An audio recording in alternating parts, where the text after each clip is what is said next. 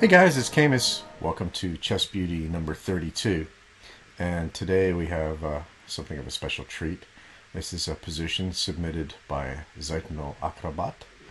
And it is unusually for this series from an actual game. This is from Jung-Sabos Hungary, 1952.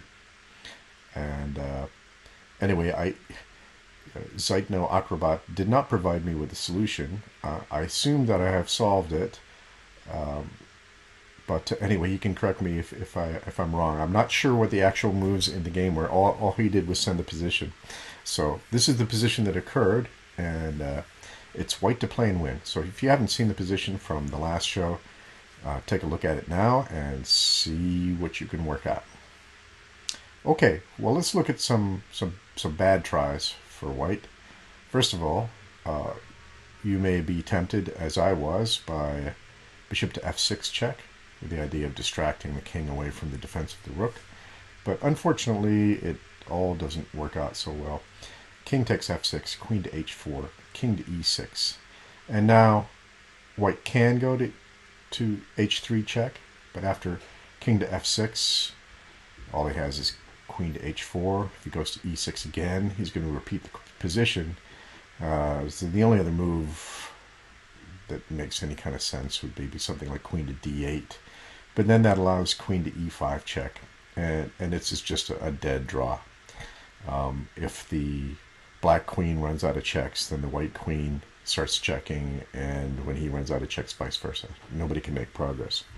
Okay, so how about f4 check? Well, this sadly loses, because after rook takes f4, bishop to c3, really there's no purpose to this move, but white doesn't really have any good moves.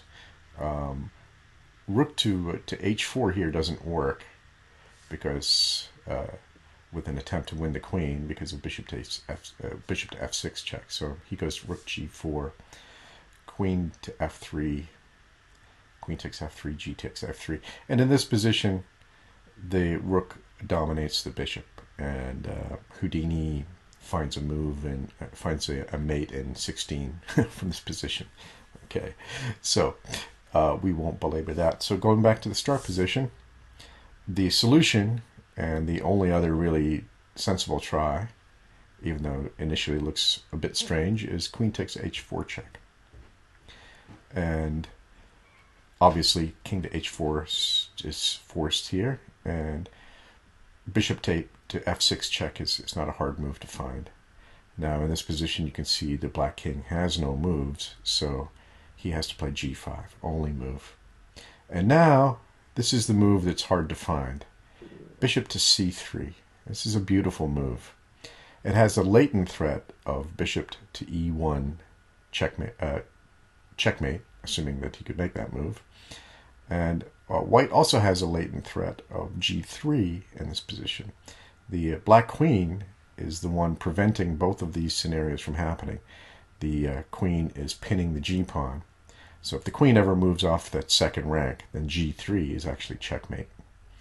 For instance, queen to f1, still guarding e1, but not pinning the pawn anymore. That's just checkmate. So after bishop to c3, the only real move that guards both e1 and pins the pawn is queen to f2. So queen to f2 is forced. And now we have a second beautiful move from white. This is bishop to e5. And what this move does is force black to make a decision about what to do. Again, if the queen moves off the white's second rank, then g3 is checked. And if he moves somewhere else, then bishop to f3 is checkmate. So what can he do here? Well, he really can't do anything. If he plays g4, for instance, bishop to f6 is checkmate. Houdini's suggestion after bishop to e5 was queen to g1 check, but after king to g1, it seems like white is probably doing quite well in this position, as in completely winning. So the only other move is queen to e1. It sort of tries to keep an eye on the g3 square. But now the g3 pawn is no longer pinned. g3 check, queen takes g3, bishop to g3, checkmate. So very nice study, position, game fragment. I'm not sure how much Mr. Jung saw and how much he played, but obviously if he played this, he was some sort of momentary genius at least. Okay, so thank you, Zeitno Acrobat. I'll give you a preview of the next position. Oh yes, we will say that. Yes, yes, yes, yes. And this is the position. And very simple. Positions don't become much simpler than this. But it's a position filled with all kinds of subtleties. And the stipulation is white to play and win. So what would you do? This is something that could easily occur in one of your games. Okay, this is a composed study, but the solution is very interesting. Hope you enjoy it. Hope you work it out, and we'll see you on the next Chess Beauty. Thank you for watching.